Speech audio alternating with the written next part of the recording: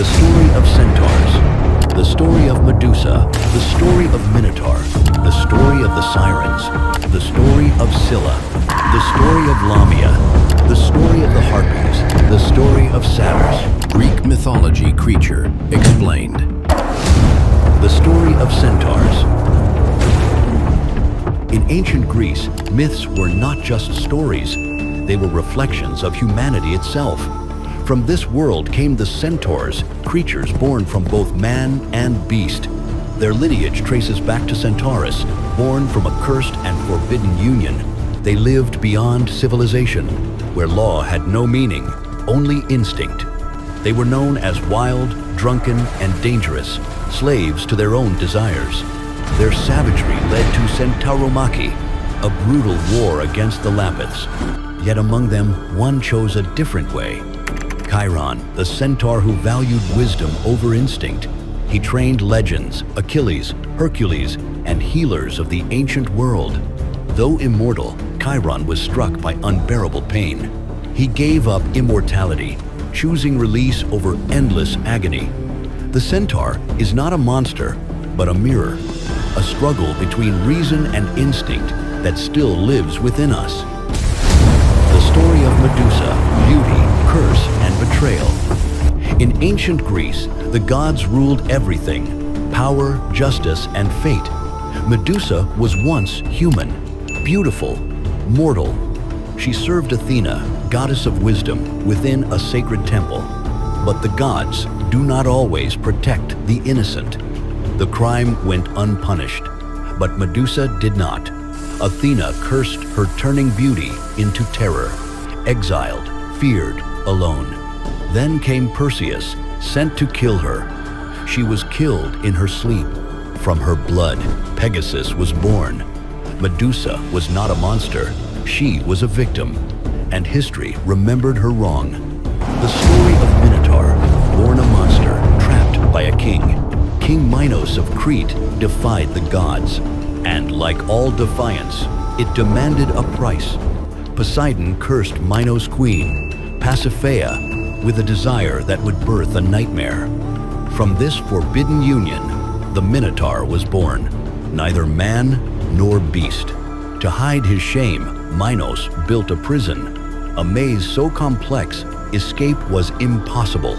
Every year, youths were sent inside, not to fight, but to be forgotten. Then came Theseus, a hero, carrying hope and a blade. In the darkness, they met. One fighting for freedom, the other for survival. The Minotaur died, never knowing the world beyond his cage. The story of the Sirens, voices that lured men to death. They were called Sirens, not hunters, not warriors, yet they almost never failed. The Sirens were creatures, half woman, half bird. They lived on a rocky island surrounded by the sea. They did not chase. They did not attack. They waited. Their song was not simply beautiful. It entered the mind and unlocked deepest desires. Their island was covered in bones, proof that no one truly escaped. The sailors did not scream. They smiled. As they walked into death, Odysseus understood one thing. No human was immune to the siren song. He sealed his crew's ears with wax and bound himself to the mast. For the first time, the siren song failed. The sirens were never about sound. They were about temptation, about desires we listen to, even when we know they will destroy us.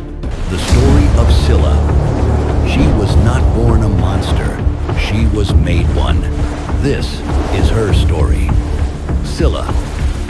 In the seas of ancient Greece, gods and monsters shaped destinies, and mortals were caught in between. Scylla was once a beautiful nymph, innocent and mortal, living by the cliffs of Sicily.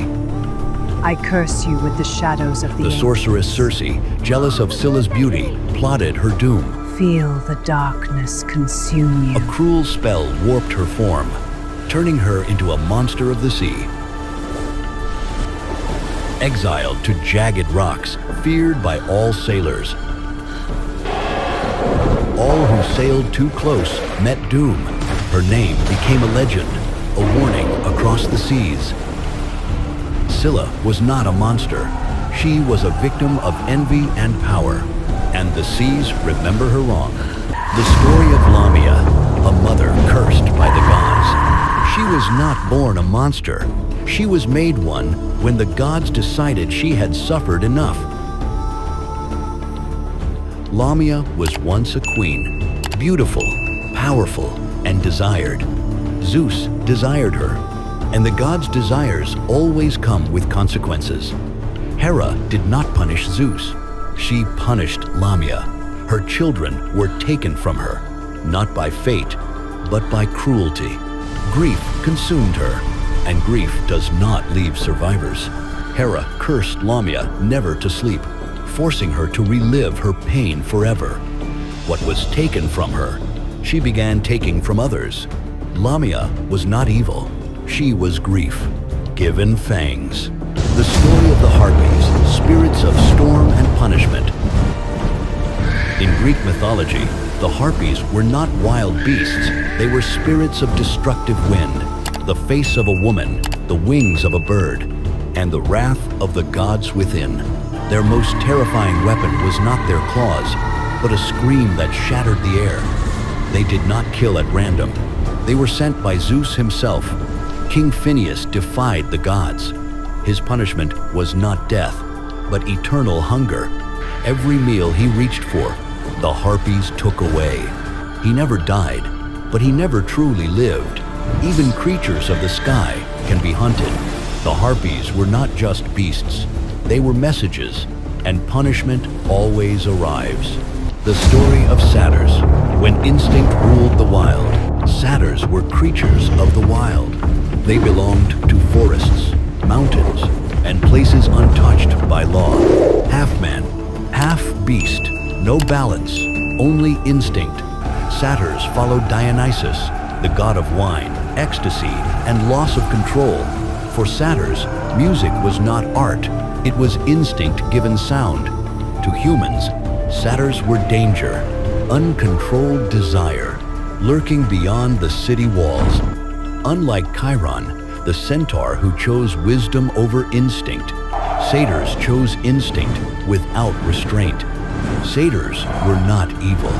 They were freedom without responsibility. They were what humans once were. Before rules, before shame, before restraint, civilization moved forward. The satyrs stayed behind in the wild. Which creature is your favorite? And which one deserves a full story next? Comment below.